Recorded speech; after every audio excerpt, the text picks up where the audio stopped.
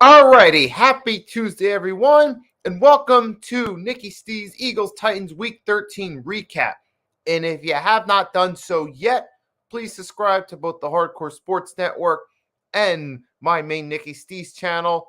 So for those of you on the Hardcore Sports Network side, if you haven't gotten my channel yet, I have the link to it in the chat. So there's the link to my channel right there. So we're going to give people a few seconds to come on in before we get this thing rolling and we start talking about this right there. So I hope everyone out there is having a great Tuesday.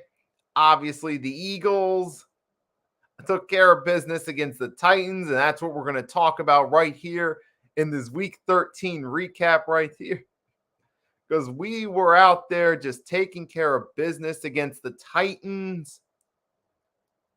Right there. So, yep, we beat them 35-10. We came out, opening drive right there. We had a couple false starts that bit us early. It seemed like it was going to bite us early, that first drive. But then we had that third down conversion, Hurts to Smitty. And then to cap it off, to conclude that opening drive, Hurts hit Smitty again for a 34-yarder, and we took the lead early. And then, if we also did first quarter, we really started to get cooking late in the first half. That's when we really stepped up and took control of this game right here. So it started off kind of, first quarter, we didn't, we had that opening touchdown. And after that, we didn't really do anything offensively, but we did pick it up in the second quarter right there. We had 2 touchdowns going in the second quarter. And then, we went up, we were up 21-10 at halftime. And then the second half, we shut them out in the second half. We did not let up, folks, a single point in the second half. We didn't let up anything. We didn't let up a field goal, a safety, nothing in the second half. We just went in there, dominated in the second half. And, kept our foot in the gas pedal in this game right there. So, hey, we made a statement win right there. We went against the Tennessee Titans team that some people thought would match up well against us. I'd even said in the preview, okay, the Titans might have a chance right here. So here's what we got to do. We got to be able to pass the ball efficiently, attack their weakness, which is defending against the pass. We did that.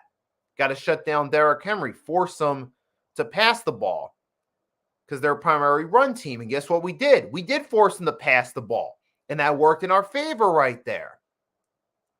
We also were able to, we struggled a little bit early with penalties, especially early in the game. It was like, come on, man, we're shooting ourselves in the foot. Like they were early on that first drive, those 2 false starts. I'm like, what are you guys doing right here? You're shooting yourselves in the foot. It better not be this type of game. But we made up for it, obviously, went down the field, score on that opening drive. We certainly did a better job the rest of the game. And like I said, in that little short I recorded on Sunday, Jalen Hurts balled out on Sunday, okay? He balled out on Sunday. He passed for nearly 400 passing yards. He had total 380 passing yards. He had several touchdown passes. He had 3 touchdown passes. 1 Devontae, 2 to A.J. Brown. A.J. Brown had a field day against the Titans, which I'm going to get to that in a minute. And look, he balled out, man. Passing the ball, okay? He didn't run that much. He did have 1 rushing touchdown, which is a 2-yarder. But outside that, he wasn't running the ball much. No, he wasn't. He was throwing the ball. And he was throwing the ball damn good, and he was efficient doing so. Okay? Now, I know some people are going to push the goalpost back, some of the haters, and say, oh, well, you beat the Titans that are winning a weak division. Look, if you're one of those people that was talking about us before the game, saying, oh, Titans are better than most of the teams you play, and you're used to playing garbage. Now you got to play the Titans. You couldn't even beat Washington. If you was talking that smack before the game, I don't want to hear a word from you now, all right? I don't want to hear anything from you now. You said that we were playing a tough team. This was going to be different than the previous times. All that rah-rah BS. And guess what? We went out there and shut y'all up, all right?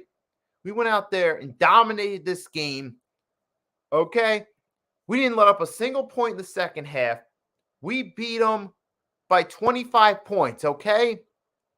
Against a team that's a playoff team. Because let's face it, Titans are still going to win that division, even with their 2 back-to-back losses. So we beat a team that's going to host a home playoff game in the AFC. So I don't want to hear anything right there about how we just beat up on weak teams and nobody else, all right? I know the Titans aren't the best team, but still, they're better than some of these teams we played. So I don't want to hear that right there. And not to mention, didn't we destroy the Minnesota Vikings in week 2? Yeah, I keep pointing back to that for those haters that want to say we haven't beaten anyone. We ain't beaten anyone. Remember week 2 against the Vikings? Right, I'm pretty sure this Titans game was a pretty good statement win right there. Yes, I don't want to hear anything from the haters right there about how we ain't beating anyone. Let's just keep that. Let's move on from that talk. Let's get into this game right there, more of it. So like I said, Jalen Hurts was phenomenal right there. He had an awesome day passing. I mean, even some of his critics got to give him props on that right there. Now there's talks of him being in the MVP picture too. It's man going down with him and Patrick Mahomes. But we'll ultimately have to see once the regular season over who's going to get that award. But hey, man, and credit to A.J. Brown. This was his revenge game right here. He had a field day. So I noted this down right here. So he had, let's see. So he had a total, A.J. Brown, 8 receptions, 119 yards, and those 2 touchdowns. So you had that 1 touchdown where the DB Fulton made incidental contact with him, and he fell down. But Hurts,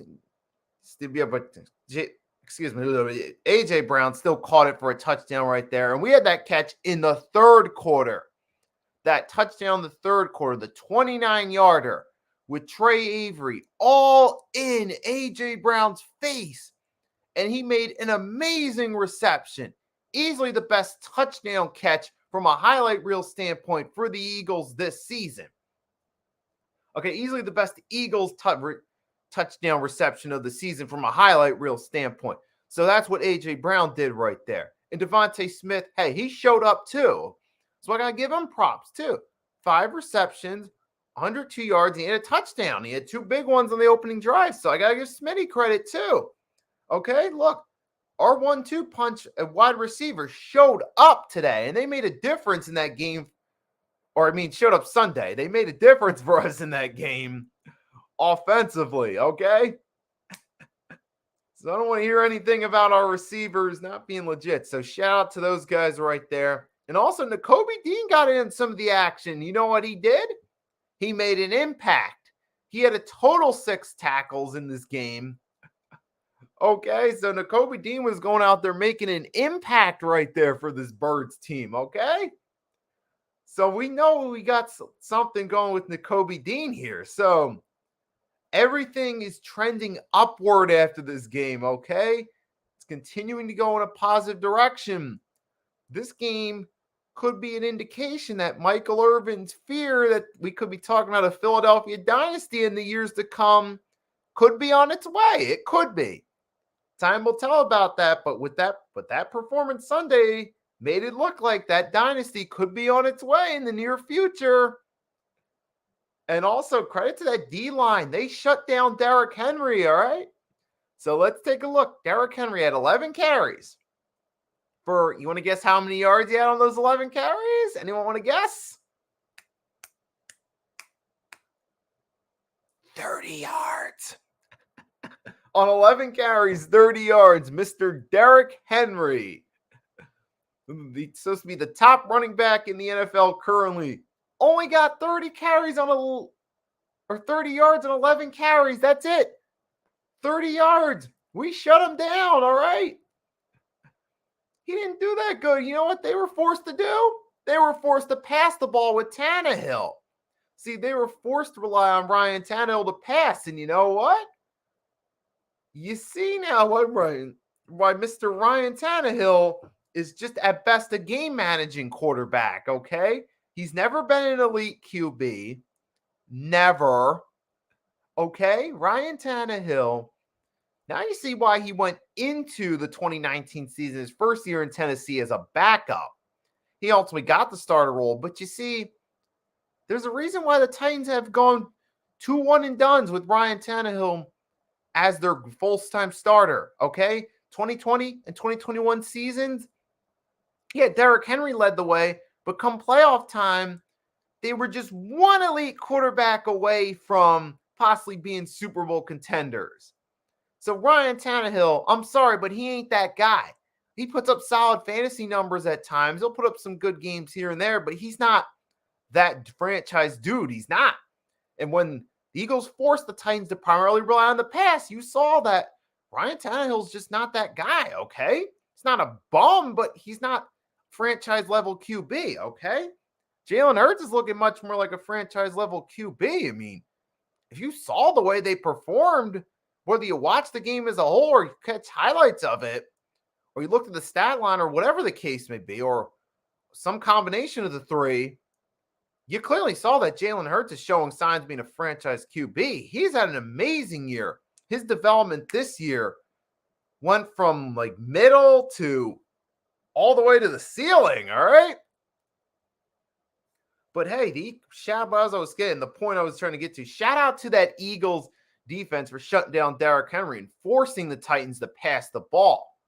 And it didn't go too well for him, did it? Nope. And not to mention, we got 6 sacks against Ryan Tannehill. We dropped him 6 times right there. And we've had Malik Willis come in for the game for late. He did have 4 passes, 2 completions. You didn't see anything from Malik Willis that was that special. But then again, he's a rookie, and he's the guy that could replace Ryan Tannehill down the line. But speaking of QBs, once we were in control in the driver's seat in the fourth quarter, we decided to give Gardner Minshew some reps. We figured, all right, we already got this game in the bag. It's garbage time now. Fourth quarter, Jalen Hurts balled out. Let's just keep him fresh for next week. And that's what we did right there. So, because, you know, hey, it's the first time all season we've really been in the driver's seat to the point we could just let Jalen Hurts relax for a little bit, you know? And that's how dominant we were. Okay, I mean, so it's just an awesome all-around performance by this team right there. I mean, I had a feeling this team would win, but I thought the Tennessee Titans might make it closer. If you tuned into my preview, you remember I said that, okay, there is a chance here that the Titans might make it a close game, might make a contest out of it. But didn't happen now, did it? I mean, it looked like in the first half they were going to put up a fight right there.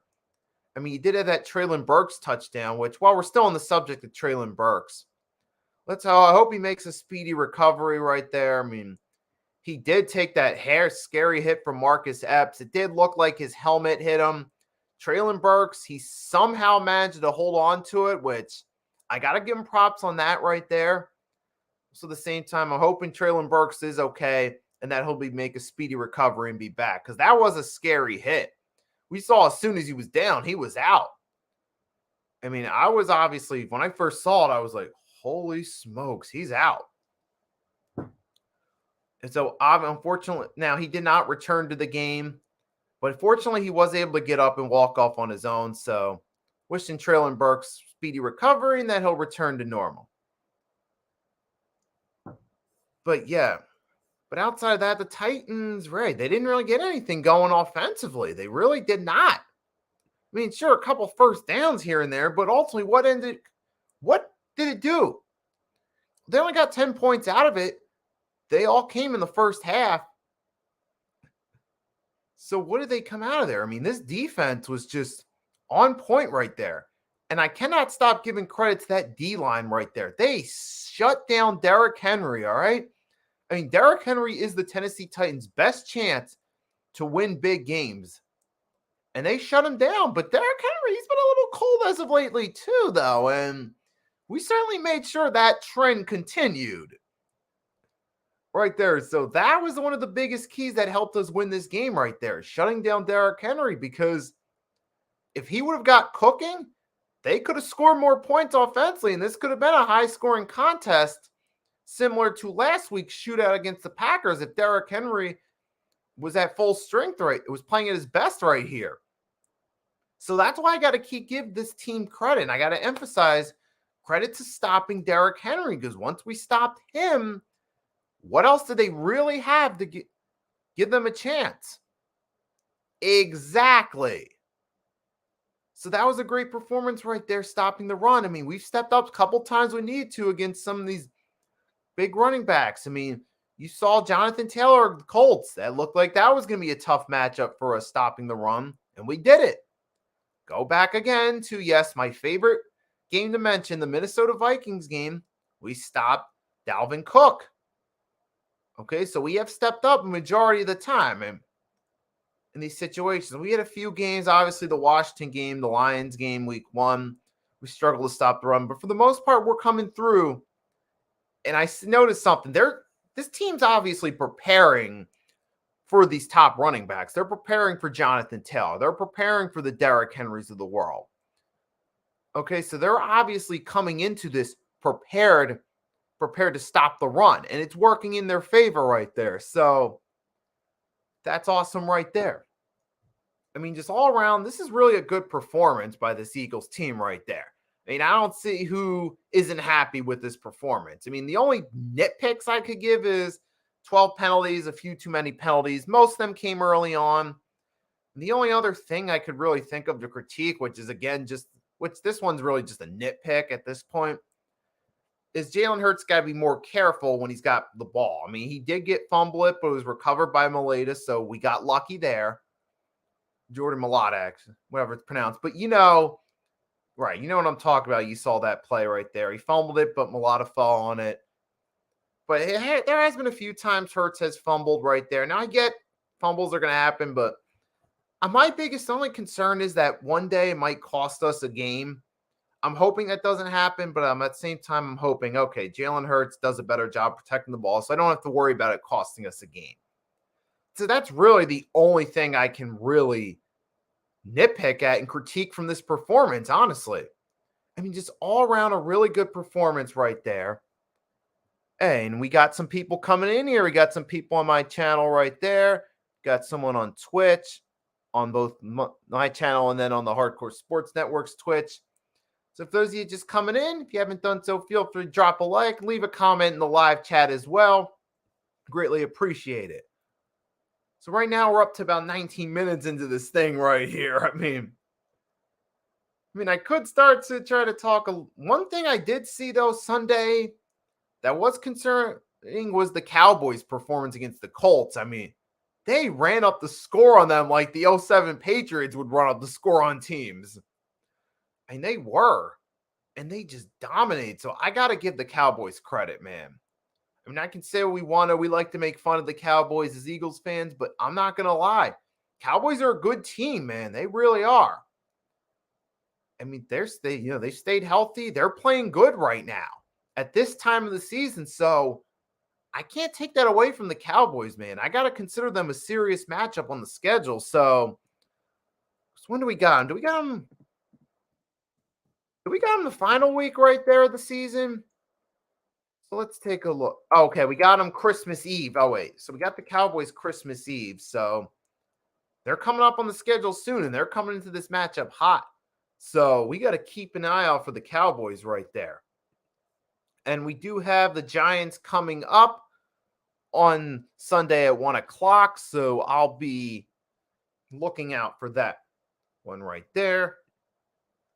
So I'll be back to do my preview on that one Friday. We'll talk more about the Eagles and Giants matchup.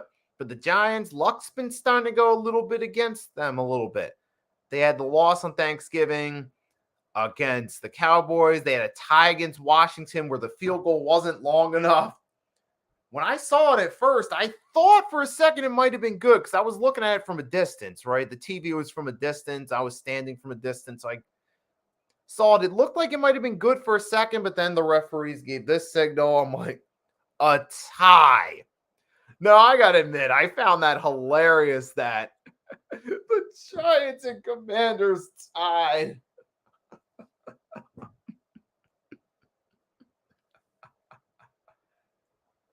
That was hilarious right there. I gotta say. But yeah, that helps us out right there. Both those teams get a tie, and we're 11-1. So we're still in first place in the NFC. We're in the driver's seat right now. We got the Giants coming up, which, like I said, I'll talk about that more on Friday. We had a phenomenal performance right there. It's a good chance we might get a Jalen Hurts Offensive Player of the Week award. I don't know if we got it yet, but there's a good chance we might. There, let's see. Are there any awards yet?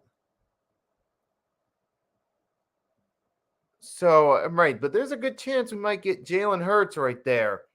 But here's a fun stat right here. Let's go through. So, we got Jalen Hurts, first player in team history with 350 plus passing yards, 3 plus touchdown passes, and 1 rushing touchdown in a single game. So, there's a fun fact right there to point out. Now, I'm thinking there's a good chance Jalen Hurts will also be NFC Player of the Week, but I'll get to that one in a second. Right there. But I'll get to that in a short later. But yeah, so right now I pretty much said everything I was going to say about this game right here. So I'll be dropping some shorts on my channel right there about the Eagles and 76ers. Right there. So, and what we got? I got Quincy Smalls in here. Yep, you're right. It is hilarious. It's absolutely hysterical right there that they tied. And it's phenomenal for the Eagles right there because all it does is it keeps their records stuck because neither team goes up or down because of the tie. So they're stuck as far as the NFC East goes, which actually is great for us. We get the win and we get those teams stuck. Now, it would have been great if the Cowboys had wet the bet against the Colts figuratively, but obviously the opposite happened. But still, it is a good week right there for sure to be an Eagles fan. So, yes, awesome right there. So, I pretty much said everything I was going to say right there. Gotta say is fly, Eagles, fly. Keep on winning. You keep lining up the opponents for us. We'll keep on knocking them down. Titans down. Giants next. Fly, Eagles, fly. 11-1. Things are looking up. So, to everyone that tuned in, thank you for tuning in. Whether you tuned in for a few seconds, few minutes, or you stayed for the entire stream, I appreciate it. You're awesome for showing your support for the Nicky Stees channel and the Hardcore Sports Network as well. So thanks to everyone that came in. Have a wonderful day. And tomorrow, I'll be back at the same time, both on my channel and the Hardcore Sports Network, to discuss the 76ers. So if you're an NBA fan, you also like 76ers related content, make sure to check me out at the same time, 12:30 Eastern Standard Time tomorrow, where I'll discuss the 76ers a little bit more. Yes, and I'll also be dropping some short videos on my channel where I discuss Eagles, 76ers, and other NFL and NBA related subjects. So you also want to keep an eye on my channel for those vids right there. And here's the link to my YouTube channel if you haven't subscribed to it yet, so you can subscribe to it. So so it's Nicky Stees signing off for now. Enjoy the rest of your day, and I'll see you next time.